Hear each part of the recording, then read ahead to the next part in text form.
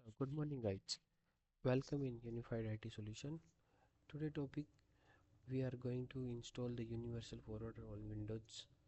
And in last video you saw that how we install the Splunk Enterprise on Windows.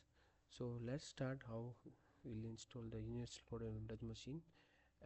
So it's a similar way that you can download the Enterprise. Like we downloaded the Enterprise, the similar way you can download the Universal Forwarder as well. Let me know if you want a separate video on this.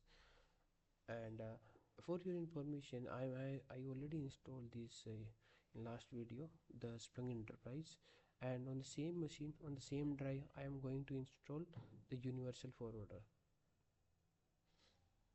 So you have to accept the license. I just double click on this package, just check both accept the license. So this is our on-prem system, it is not cloud. So I just, it's by default it choose on-prem. If it is going on cloud, you can choose the on-prems, and then you can click on next. The username, what would be the username of your Universal Forwarder uh, account? So generally we are giving admin. I, I just giving admin, and please uncheck this button and put your own password, otherwise you'll have to reset the password because it will randomly generate the password.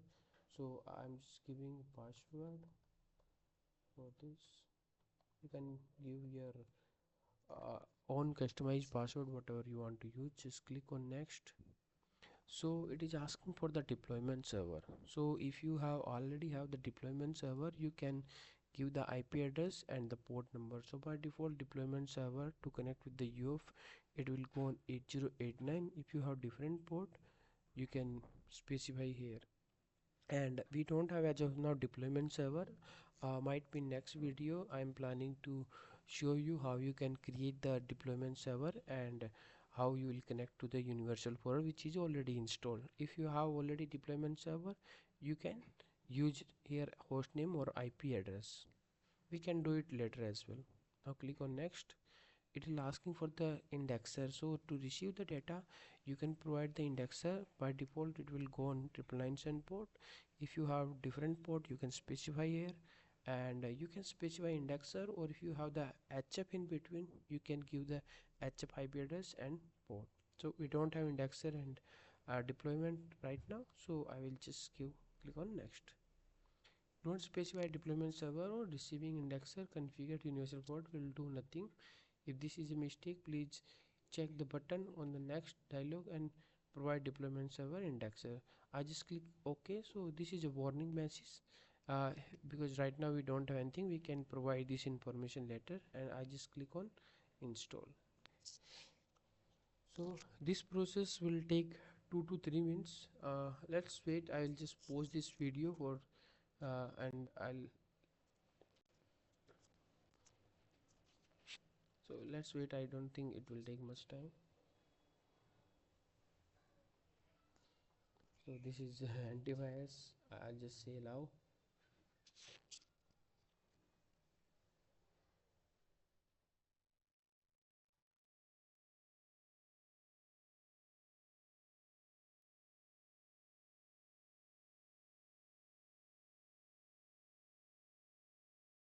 Here message universal folder was successfully installed. Click the button below to learn more or click finish. So this is just information. If you want to learn, you can click, or you want to give feedback to Splunk, that's your choice. Otherwise you just click on finish. So next thing is where it got installed. So I'm just going to share the location, show the location. So in my C drive, you can see, you will find here two folder.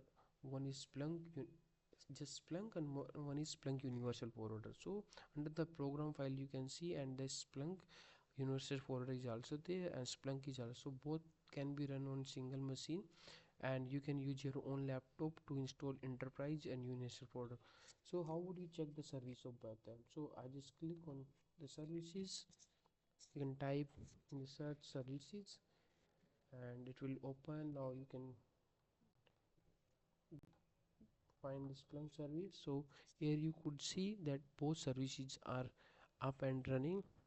One is Splunk Enterprise, one is Splunk Forwarder.